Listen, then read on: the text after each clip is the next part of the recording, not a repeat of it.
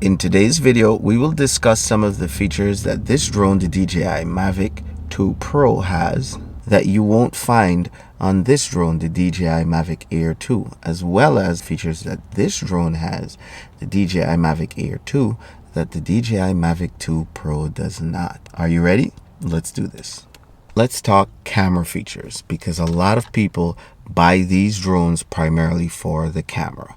This particular guy right here, the Mavic 2 Pro, has two different fields of view. A tight field of view that's called HQ and a much wider field of view. Both views are really good quality, and I don't think you lose any image quality that's worth talking about when you take a tighter angle or a wider angle. But it's good to know, at least if you want to get a closer view of things, it kind of has a view that helps to zoom in, and that gives you more flexibility off the bat with this camera. This also has two shooting modes that's good for professional work. It has hyperlog gamma and it has D-Log. Both of these modes are for professionals who want to do strong and heavy color grading. Bear in mind, you can do a lot of professional work without using this D-Log setting that's in the camera and the hyperlog gamma. However, it's there if you need it. One thing you have to bear in mind is that the drone does not have the processing power on board when you're recording in D-Log, so there may be some distortion or some barrel correction that needs to be done in your editing software. And if this is something confusing to you already, well, then that should tell you something about this drone. It has professional capabilities for people who are familiar with editing software, color correction, and all of these things already. The fact that you can adjust the contrast, the saturation, and the sharpness in the camera settings before you even start shooting is also a leg up for this. That's definitely something that's geared more towards professionals, and if you want flexibility in your camera, it's here for you on this. So that's pretty unique to this drone as well. The other thing worth mentioning on this drone is its adjustable aperture. Basically, an adjustable aperture is kind of opens and closes and allows more or less light to enter the camera, and that also gives you more flexibility and adjustability within the camera.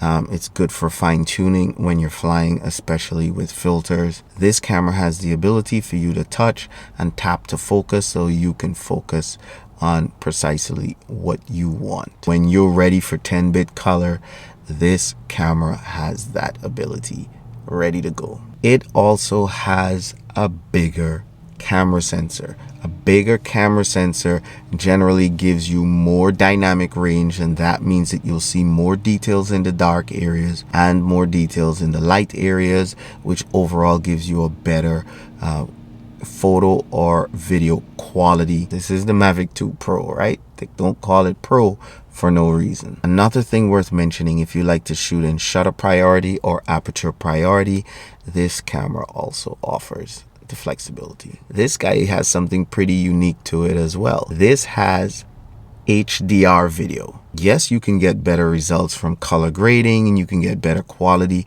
but to know that just flying and popping this thing in HDR mode, if you want to share to YouTube or to Facebook or to Instagram, will yield fantastic results that does not require additional work. This camera can also do 4K 60, and to know that something in this small form factor is outputting 4K at 60 frames per second, so that's pretty unique to this camera as well. This also does slow motion at 240 frames a second, which is ridiculous. Obviously, you'll lose some quality in your image when you start slowing things down, but just to know that flexibility is there if you really want to slow things down. This has an infinity focus, or fixed focus, so to speak. In other words, you cannot tap to adjust the focus, and that makes it really convenient and easy to use for someone who's now getting started. If you do decide to do some color grading, D-Cinelike is no slouch. If you want to get into color grading, it's easier to use,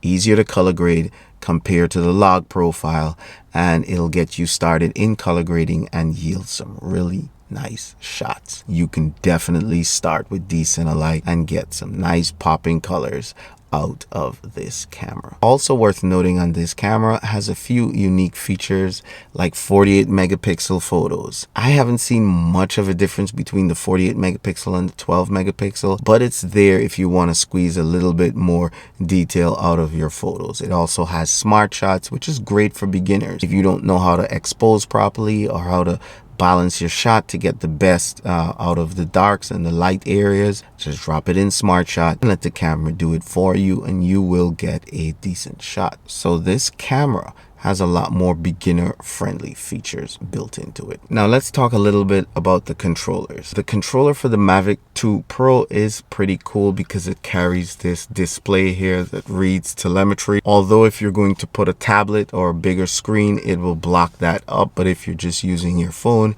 it's good to know that you have that extra display that reads telemetry and flight distance and some extra features on it. Apart from that, the sticks are smooth and responsive. The controller is small, it's light, it's compact, very good for traveling. The antennas are adjustable, so if you ever find yourself in any kind of precarious situation, you can adjust your antennas instead of having to adjust the angle of your controller to get better signal or better quality reception. It has 2 wheels, which gives you a little bit more adjustability and a lot more buttons that are programmable on the front and on the back side of the controller. Your phone would have to mount at the bottom, so if you like flying with your phone at the bottom, well then this controller would be perfect for you.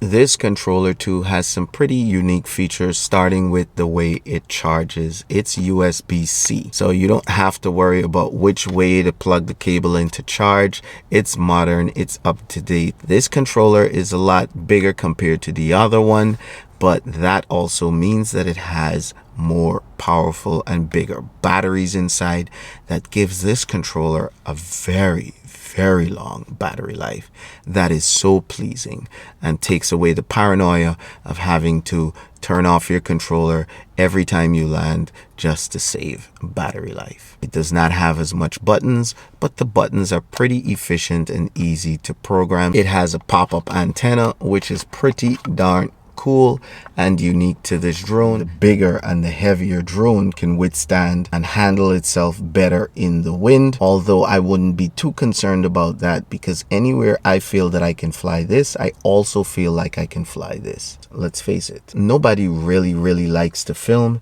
in high and heavy winds. When it comes to the application, which is the app that you have on your phone that you use to fly the drone with, this has some pretty unique features. For example, you can live stream with the app. You can tell the app when you want your batteries to discharge when not being used. Also built into the app is sensor control. These sensors at the bottom of the drone can be turned on and off using the application. Also, this has preset white balance built into it. So if you don't like playing with the white balance and adjusting it manually, you can jump into one of the presets like cloudy or sunny or one of those. You can also fine-tune the way the sticks function in the app. You can set the sticks to be aggressive, to be smooth to the touch, so you have a lot more fine-tuning not only to the sticks but to the way the gimbal moves. So there's a lot more flexibility built into the app. Also worth mentioning about this application is that because it's an older app and it's been out for a very long time, DJI had years to work on the app, perfect the app, and increase the stability of the app. So the DJI Go 4 app, even though it has a lot of features and complexity built into the app, it is very stable and compatible with a lot of older phones as well. So bear that in mind. When it comes to this guy right here, what I can say is the app is so pleasing to use. It is so simple and has a very easy and clean and fast way for you to learn how to fly this drone using the app. Even though it's so capable, the app is so simple. When it comes to safety, this drone has sensors on both sides of the drone, so if you're flying sideways, it will prevent you from smashing into things. However, the sensors do not work all of the time. They only work in some mode. If you're doing active track, that means the drone is following a car or a person.